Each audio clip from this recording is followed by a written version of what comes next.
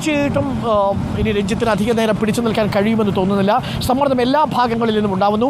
വനിതാ കമ്മീഷൻ അധ്യക്ഷ പി സതീദേവി തന്നെ രംഗത്ത് വന്നു. CPI നേതാക്കൾ, മുതിർന്ന നേതാക്കൾ ആനി രാജ അടക്കമുള്ളവർ രാജി ആവശ്യപ്പെട്ട് കഴിയുന്ന സാഹചര്യമുണ്ടായി.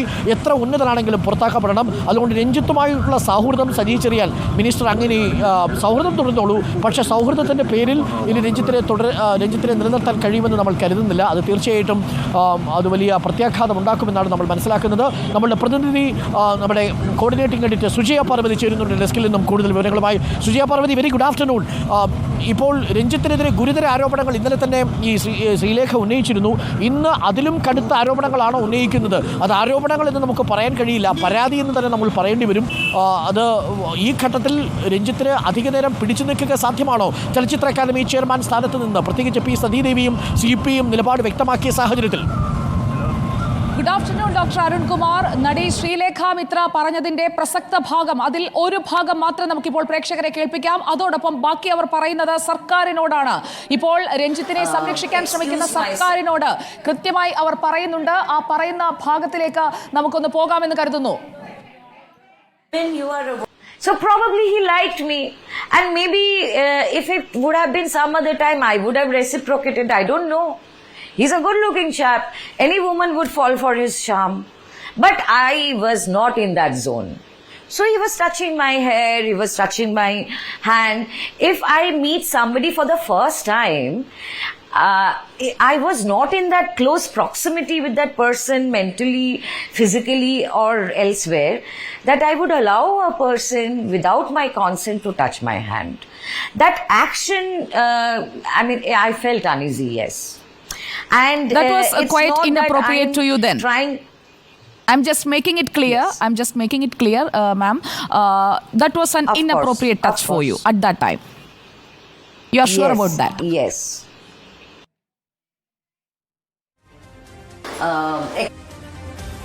ഡോക്ടർ അരുൺകുമാർ കേട്ട് കാണുമല്ലോ. ഇൻഅപ്രോപ്രിയേറ്റ് ടച്ച് ആയിരുന്നു, അതായത് മുൻപരിചയമില്ല, സുഹൃത്തല്ല, കൺസെന്റ് ഇല്ല, ഇത് മൂന്നുമില്ലാതെ ബാൽക്കണിയിൽ വെച്ച് കയ്യിലും കഴുത്തിലും തലമുടിയിലും കടന്നു പിടിച്ചിട്ടുണ്ട്, സ്പർശിച്ചിട്ടുണ്ട് രഞ്ജിത്ത് എന്ന് ആവർത്തിച്ച് പറയുന്നു ശ്രീലേഖ മിത്ര. 15 വർഷം മുൻപുണ്ടായ ആ ദുരനുഭവം ഇന്ന് നടന്നതുപോലെ തന്നെ പറയാൻ കഴിയുന്നുണ്ട്. 15 വർഷം കഴിഞ്ഞ് ചോദിച്ചാലും ഇത് മാത്രമേ തനിക്ക് പറയാനുള്ളൂ. ഒരു സ്ത്രീ ഇങ്ങനെയൊരു കാര്യത്തിൽ കള്ളം പറയേണ്ടത് എന്തിനാണ് എന്നതാണ് രഞ്ജിത്തിനോട് നടി ശ്രീലേഖ മിത്ര ആർജവത്തോടെ റിപ്പോർട്ടറിലൂടെ ചോദിക്കുന്ന മറുചോദ്യം. രഞ്ജിത്ത് പറഞ്ഞത് അങ്ങനെയൊരു സംഭവം നടന്നിട്ടില്ല, അവസരം കിട്ടാത്തതിനാൽ അവർ പറയുന്ന കൂട്ടിച്ചേർത്ത് അവർക്ക് പിന്നിൽ മറ്റാരെങ്കിലുമോ നിന്ന് പറയിക്കുന്നതാണ് എന്ന വാദം പൂർണ്ണമായി തള്ളുകയാണ് നടി ശ്രീലേഖ മിത്ര റിപ്പോർട്ടറിലൂടെ. ഡോക്ടർ അരുൺ,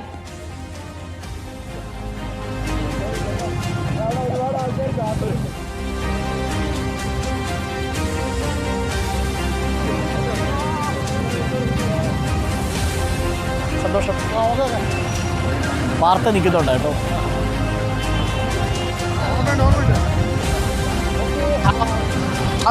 വളരെ ഗുരുതരമായ ആരോപണമാണ്. ഇൻഅപ്രോപ്രിയേറ്റ് ടച്ച് എന്ന് പറഞ്ഞാൽ അതിനർത്ഥം അത് സെക്ഷൽ ഫേവറിന് വേണ്ടിയുള്ള ഒരു ലൈംഗിക ആകർഷണമെന്ന് പറയാൻ കഴിയില്ല. ലൈംഗിക ചൂഷണത്തെ ഉദ്ദേശിച്ചുകൊണ്ടുള്ളൊരു ടച്ചാണ് ഉദ്ദേശിച്ചിരിക്കുന്നത്. അതിൽ അവർ നീരസം പ്രകടിപ്പിച്ചു കഴിഞ്ഞാൽ പിന്നീടുള്ള ഏത് ടച്ചും ഭാരതീയ ന്യായ സംഹിത അനുസരിച്ച് പോലും ഈ സെക്ഷൽ ഫേവറായിട്ട് കണക്കാക്കാം, സെക്ഷൽ ഫേവറിന് വേണ്ടിയുള്ള ക്ഷണമായിട്ട് കണക്കാക്കാം. അത് സെക്ഷൽ ഹരാസ്മെൻറ്റിൻ്റെ ഡെഫിനിഷനിൽ വരുന്നതാണ്. IPCയിൽ പോലും അത് സെക്ഷൽ ഹരാസ്മെൻ്റായിട്ട് വരുന്നതാണ്. മാത്രമല്ല അത് നടന്നിരിക്കുന്നത് വർക്ക് പ്ലേസിലുമാണ്. അങ്ങനെയാണെങ്കിൽ prevention of sexual harassment at work place എന്ന് പറയുന്ന തൊഴിലിടങ്ങളിലെ ലൈംഗിക ചൂഷണം തടയുന്നതിനുള്ള നിയമത്തിൻ്റെ പരിധിയിൽ ഗുരുതരമായൊരു കുറ്റകൃത്യമാണ് ഈ ആൾ ചെയ്തിരിക്കുന്നത്. ഇപ്പോൾ വെളിപ്പെടുത്തൽ സ്വമേധയാ തന്നെ കേസെടുക്കാവുന്ന ഒരു കേസായി മാറിക്കഴിഞ്ഞിരിക്കുന്നു. അതുകൊണ്ട് തന്നെ ഒരു കുറ്റകൃത്യം നടത്തിയ ആളെ എങ്ങനെയാണ് ചലച്ചിത്ര അക്കാദമി ചെയർമാൻ സ്ഥാനത്ത് തുടരുക എന്ന ചോദ്യം പ്രസക്തമല്ലേ സുജയ?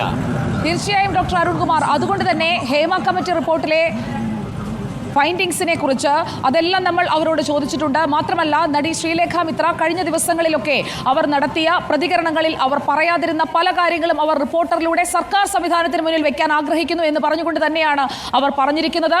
അതായത് പരാതി നൽകുകയാണെങ്കിൽ നടപടിയെടുക്കാം എന്നാണല്ലോ ഹേമ കമ്മിറ്റി റിപ്പോർട്ട് വന്നതിന് ശേഷം മുഖ്യമന്ത്രിയും സാംസ്കാരിക മന്ത്രി സജി ചെറിയാനും പറഞ്ഞത്.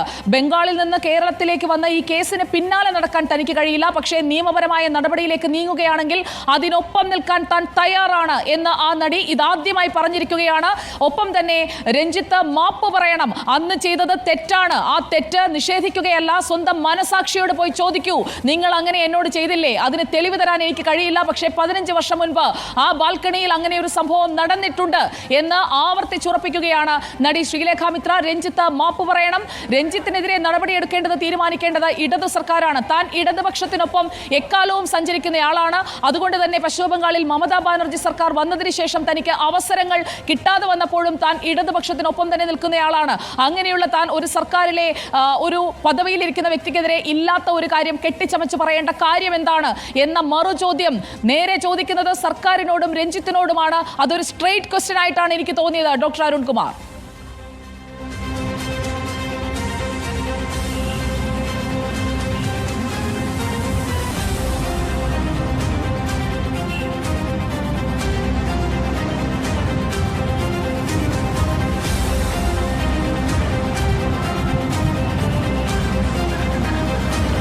സുജയ, ഇതിൽ ഏറ്റവും പ്രധാനപ്പെട്ട കാര്യം, ഒരു കുറ്റകൃത്യം നടന്നു എന്ന് ബോധ്യപ്പെട്ടിട്ടും സാംസ്കാരിക കാര്യ വകുപ്പ് മന്ത്രി സജി ചെറിയാൻ തൻ്റെ സൗഹൃദം കൊണ്ട് ചലച്ചിത്ര അക്കാദമി ചെയർമാൻ രഞ്ജിത്തിനെ പ്രതിരോധിക്കാൻ വരുന്ന കാഴ്ചയാണ് കാണുന്നത്. ഇന്നിപ്പോൾ 3:30 യുവജന സംഘടനകൾ, പ്രത്യേകിച്ച് യൂത്ത് കോൺഗ്രസ് സജി ചെറിയാൻ്റെ വീട്ടിലേക്ക് മാർച്ച് നടത്തുന്നുണ്ട്. അവിടെ ഒരുപക്ഷെ കോലം കത്തിക്കാൻ സാധ്യതയുണ്ട്. അപ്പോൾ ഇത്രയും ഗുരുതരമായൊരു വിഷയത്തിൽ സർക്കാർ സ്വമേധയാ കേസെടുത്തില്ല എന്നത് പോകട്ടെ, ചലച്ചിത്ര അക്കാദമി ചെയർമാനെതിരെ ഒരു ആരോപണമായിട്ട് ഒരു തൻ്റെ ലൈംഗിക ഉദ്ദേശത്തോടു കൂടി ഒരാൾ ഇന്നപ്രോപ്രിയേറ്റായി ഉചിതമല്ലാത്ത രീതിയിൽ, അതായത് അനുചിതമായി സ്പർശിച്ചു എന്ന ഒരു ആരോപണം മുന്നിലേക്ക് വയ്ക്കുമ്പോൾ ആ ചലച്ചിത്ര അക്കാദമി ചെയർമാനോട് ആ സ്ഥാനത്ത് നിന്ന് ഒഴിഞ്ഞ് അന്വേഷണം നേരിടാൻ പറയുകയും അന്വേഷണത്തിൽ അദ്ദേഹം സത്യസന്ധനാണെന്ന് കണ്ടാൽ തിരിച്ചു വരാൻ പറയുകയും ചെയ്യാമല്ലോ മന്ത്രിക്ക്. പക്ഷേ മന്ത്രി എടുത്ത നിലപാടെന്താ? മന്ത്രി അയാൾ മികച്ച സംവിധായകനാണ് ആയിരിക്കാം, അതുകൊണ്ട് എന്താണ് അദ്ദേഹം ഇന്നപ്രോപ്രിയേറ്റായ ഒരു ടച്ച് നടത്തിയാൽ അത് ന്യായീകരിക്കാനുള്ള ബാധ്യത ഈ സംസ്ഥാനത്തെ മന്ത്രിക്കുണ്ടോ? അതും ഭരണഘടന തൊട്ട് സത്യപ്രതിജ്ഞ ചെയ്തിരിക്കുന്ന മന്ത്രി ആ അർത്ഥത്തിൽ സത്യപ്രതിജ്ഞാ ലംഘനം നടത്തി എന്ന് പറഞ്ഞാൽ അതിൽ ആശ്ചര്യമുണ്ടാവില്ലല്ലോ. അപ്പോൾ സ്വാഭാവികമായുമുള്ള ചോദ്യം ഇതാണ്, ഇനി സജി ചെറിയാൻ മന്ത്രിയുടെ മുൻപിൽ ഒരൊറ്റ വഴി മാത്രമേ ഉള്ളൂ, ഈ രഞ്ജിത്തിനോട് രാജി ആവശ്യപ്പെടുക, അതല്ലാതെ മറ്റൊരു സാധ്യതകളില്ലല്ലോ. മറ്റൊരു വഴി കൂടിയുണ്ട്. അദ്ദേഹത്തിന് അല്പമെങ്കിലും അഭിമാനമുണ്ടെങ്കിൽ സാംസ്കാരിക മന്ത്രിസ്ഥാനം രാജിവെക്കുകയുമാകാം. അതാണിപ്പോൾ പ്രതിപക്ഷം ആവശ്യപ്പെടുന്നത്. സാംസ്കാരിക ലോകത്ത് നടന്ന നമ്മുടെ മലയാള ചലച്ചിത്ര മേഖലയെ നാണം കെടുത്തുന്ന ഒരു സംഭവമാണ് ബംഗാളി നടിക്കുണ്ടായത്. അവരെ ഒരു സിനിമയിൽ അഭിനയിക്കാൻ 2009 പ്രീ പ്രൊഡക്ഷൻ സ്റ്റേജിലുള്ള ഒരു സിനിമയിൽ പാലേരി മാണിക്യം ഒരു പാതിരാ കൊലപാതകത്തിന്റെ കഥ എന്ന സിനിമയിൽ അഭിനയിക്കാൻ വിളിച്ചു വരുത്തി. അതൊരു ഓഡീഷൻ ആയിരുന്നില്ല ഡോക്ടർ അരുൺകുമാർ. ആ നടിയെ ആ സിനിമയിലേക്ക് കാസ്റ്റ് ചെയ്തതായിരുന്നു. അങ്ങനെയാണ് അവരെ വിശ്വസിപ്പിച്ചത്. അവർ മറ്റെവിടെയെങ്കിലും ഷൂട്ടുണ്ടെങ്കിൽ അതിന് പോകുന്നതിനായി പാസ്പോർട്ട് അടക്കം കൊണ്ടാണ് അവിടേക്ക് വന്നതെന്ന് അവർ പറയുന്നു. മാത്രമല്ല, അവിടെ വന്ന സംവിധായകനെ മീറ്റ് ചെയ്യുമ്പോൾ കഥ കേൾക്കുന്നതിനും കഥാസന്ദർഭങ്ങൾ വിശദീകരിക്കുന്നതിനുമാണ് അവരോട് ഫ്ളാറ്റിലേക്ക് വരാൻ ആവശ്യപ്പെട്ടത്. രഞ്ജിത്ത് താമസിക്കുന്ന ഫ്ളാറ്റിൽ വെച്ചാണ് ആ ചർച്ചകൾ നടന്നത്. ആ ചർച്ചകൾ നടക്കുന്നതിനായാണ് ഇവരെ വിളിക്കുന്നത് എന്നുള്ളത് ഇവരുടെ സുഹൃത്തുക്കളോട് ഇവരെ ബന്ധപ്പെടുന്നതിനായി, ഇവരിലേക്ക് എത്തുന്നതിനായി ജോഷി ജോസഫ് എന്ന ഡോക്യുമെന്ററി സംവിധായകനോട് അസോസിയേറ്റ് ഡയറക്ടേഴ്സ് അടക്കം ആവശ്യപ്പെട്ടതും അതുതന്നെയാണ്. അതായത് കാസ്റ്റിംഗ് നടന്നിട്ടില്ല എങ്കിൽ ബംഗാളിൽ മികച്ച വേഷങ്ങളിൽ അഭിനയിച്ചു കൊണ്ടിരിക്കുന്ന ഒരു നടിയായിരുന്നു 2009 കാലഘട്ടത്തിൽ ഈ നടി. അതുകൊണ്ട് തന്നെ അവർക്ക് ഒരു പുതുമുഖം എന്ന നിലയിലുള്ള ഓഡീഷന്റെ ആവശ്യമുണ്ടായിരുന്നില്ല. അവരെന്നോട് ചോദിച്ചത് ഒരു ഓഡീഷൻ ആയിരുന്നു രഞ്ജിത്ത് ആവശ്യപ്പെട്ടിരുന്നെങ്കിൽ ഞാൻ കൊൽക്കത്തയിൽ നിന്നൊരു വീഡിയോ അയച്ചു കൊടുക്കുമായിരുന്നല്ലോ. എന്തിനാണ് ഞാൻ തിരുവനന്തപുരം വരെ വന്നത്? അത് ഈ സിനിമയുടെ കഥ കേൾക്കാനാണ്. ഈ സിനിമയിലേക്ക് കാസ്റ്റ് ചെയ്തു എന്ന് ഉറപ്പ് കിട്ടിയതിന്റെ അടിസ്ഥാനത്തിലാണ് അവിടേക്ക് വന്നത്. പിന്നെ എങ്ങനെയാണ് അതൊരു ഓഡീഷൻ ആണെന്ന് തിരുത്തി പറയാൻ കഴിയുക? ഇക്കാര്യങ്ങളെല്ലാം എനിക്കും രഞ്ജിത്തിനും ബോധ്യമുള്ളതാണ്. രഞ്ജിത്തിനെ മുൻ പരിചയമില്ല, രഞ്ജിത്തിനെ നേരിട്ടറിയില്ല. ആദ്യമായി കാണുന്നത് അന്ന് ആ ഫ്ളാറ്റിൽ വെച്ചാണ്.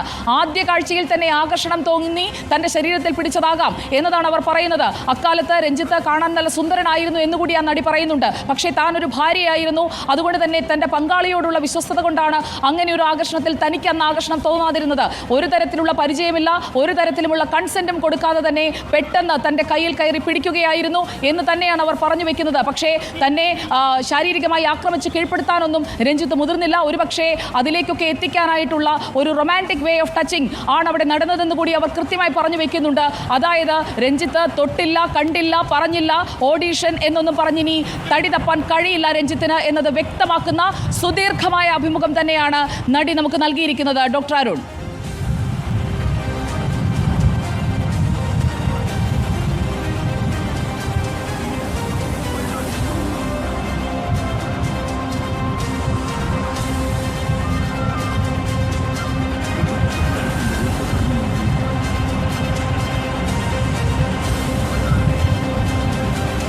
പ്രധാനപ്പെട്ട കാര്യമാണ്.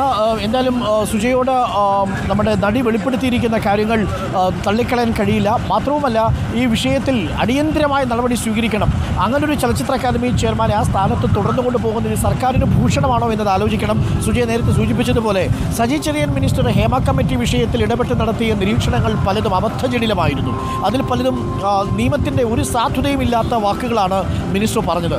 സ്വമേധയാ കേസെടുക്കാൻ കഴിയില്ല, ഇതിൽ ഞാൻ പഠിച്ചു വരുന്നതേ ഉള്ളൂ എന്ന് മിനിസ്റ്റർ പറഞ്ഞ് മണിക്കൂറുകൾക്കുള്ളിൽ റിപ്പോർട്ടർ പുറത്തുവിട്ട വാർത്ത, അത് അതേ വകുപ്പിൽ തന്നെ ഇടപെട്ട് പഠിക്കാത്ത ഒരു റിപ്പോർട്ട് വകുപ്പ് തന്നെ ഇടപെട്ടുകൊണ്ട് 11 ഖണ്ഡികകൾ നീക്കം ചെയ്തു. അതെങ്ങനെ സാധിക്കും? വളരെ പ്രധാനപ്പെട്ട ചോദ്യങ്ങൾ. ഈ ചോദ്യങ്ങൾക്കെല്ലാമുള്ള ഉത്തരം മിനിസ്റ്റർ നൽകേണ്ടി വരുന്ന ഒരു സാഹചര്യമുണ്ട്.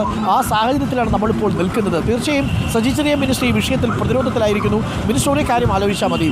ഭരണഘടനയെ അങ്ങ് വിമർശിക്കുന്ന ഘട്ടത്തിൽ ഭരണഘടന നമുക്ക് നൽകുന്ന ചില പൗരാവകാശങ്ങളുണ്ട് എന്ന കാര്യം കൂടി അങ്ങ് ഓർമ്മിക്കണം. ആ പൗരാവകാശങ്ങളെ മുന്നിൽ നിർത്തിക്കൊണ്ട് അങ്ങയുടെ സൗഹൃദം ഉപയോഗിച്ചുകൊണ്ട് ഒരു നടിയുടെ നേരിട്ട ദുരനുഭവം തുറന്നു പറയുമ്പോൾ ആ നടിക്കെതിരെ അത്തരമൊരു അനുചിതമായ നടപടി ഉണ്ടായ ഒരു സംവിധായകനെ ഒരു ചലച്ചിത്ര അക്കാദമി അധ്യക്ഷനായിട്ട് ആ സ്ഥാനത്ത് തുടരാൻ അനുവദിക്കുന്നത് ഒട്ടും ഭൂഷണമല്ല. അത് ആ പൗരാവകാശത്തിൻ്റെ ലംഘനമാണ്. അത് ആ നടിക്ക് നേരിടുന്ന രണ്ടാമത്തെ അപമാനമാണ് എന്നതുകൂടി മിനിസ്റ്റർ മനസ്സിലാക്കണം. തീർച്ചയായും ഇനിയും സജി ചെറിയാൻ ചെയ്തതിനെ ന്യായീകരിച്ചുകൊണ്ട് രംഗത്ത് വരരുത് എന്നൊരു അപേക്ഷ നമുക്കുണ്ട്. മാത്രവുമല്ല, ആ വിഷയത്തിൽ അടിയന്തരമായ നടപടി ഉണ്ടാവണം. സ്ത്രീപക്ഷ സർക്കാർ എന്ന് പറയുക മാത്രമല്ല, നമ്മളത് തെളിയിക്കാനുള്ള ബാധ്യത കൂടിയുണ്ട് എന്നുള്ളതാണ് പ്രിയപ്പെട്ട പ്രേക്ഷകരെ.